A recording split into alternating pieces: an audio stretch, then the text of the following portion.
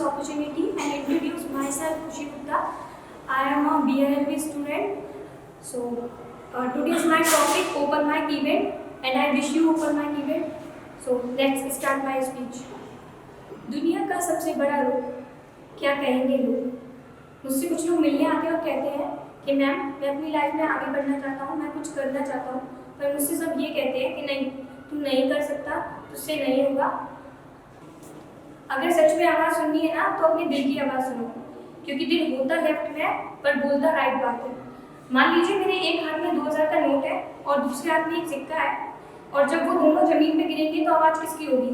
चिल्लर की, क्योंकि चिल्लर ही आवाज़ किया करते हैं। दैट मीन्स आप कनेक्ट कर सकते हैं कि आपकी लाइफ में जो लोग आपको बार बार नेगेटिव बोलते हैं, तू नहीं कर सकता, ताने मारते हैं, तो उस चीज़ को ना देखकर आगे बढ़ना जरूरी है। और फर्स्ट ऑफ ऑल एग्जाम्पल है अब्राहम लिंकन, जिनका जन्म गरीबी में हुआ, जिन्होंने बहुत तकलीफें सहन करी और वो इस डिप्रेशन में चले गए थे कि अगर वो कहीं बैठे हुए होते थे तो जहाँ उन्हें चाकू छुरियाँ वगैरह दिखती थी तो वो वहाँ से उठकर चले जाते थे, क्योंकि उन्हें ये लगता था कि कहीं मैं अपने ऊपर ही इनको ना मार दूँ। तो फिर जब उन्होंने बिजनेस में भी उन्हें फेलियर मिला, फिर उन्होंने कंटिन्यू पॉलिटिक्स में गए, वहाँ पर भी उन्हें फेलियर मिला। उसके बाद जब वो प्रयास करते रहे तो एक दिन वो अमेरिका के प्रेसिडेंट बने। तो he was the most influence president ever in USA. And second example है थॉमस एल्वा एडिसन। इनको तो सैल्यूट है, क्योंकि इनके अंदर जो भावना थी ना, कभी ना हारने वाली, प्रयास करने वाली।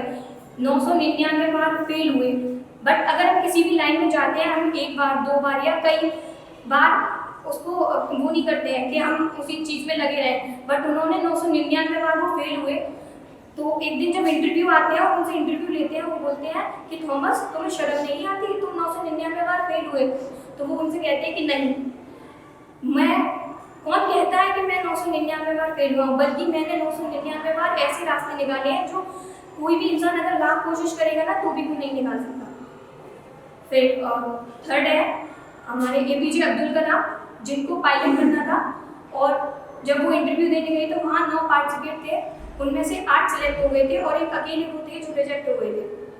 तो जो उन्हें इस बात का बहुत दुख हुआ और वो एक कोने में जाके बैठ गए और कहते हैं, वहाँ पर एक व्यक्ति आता है तो पूछते हैं कि बेटा क्या बात है, तुम बहुत दुखी हो?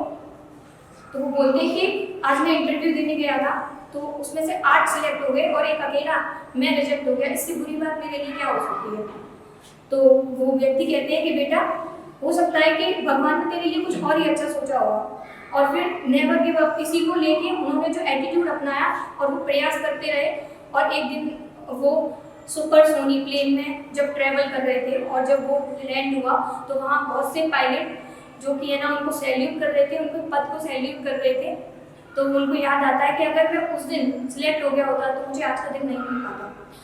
हम लोग कुछ चीज़ इसलिए भी नहीं करते हैं क्योंकि हमें नहीं लगता है कहीं हमसे कुछ गलत ना हो जाए, कहीं गलती ना हो जाए, बल्कि जो माइनस में भी थे वो आज उतने बड़े शिखर पे बैठे हुए हैं। अगर हम ये एटीट्यूड अपने अंदर अपनाएंगे तो हम भी अपनी लाइफ में आगे जाएंगे। Today is hard, after tomorrow will be sunshine. Thank you.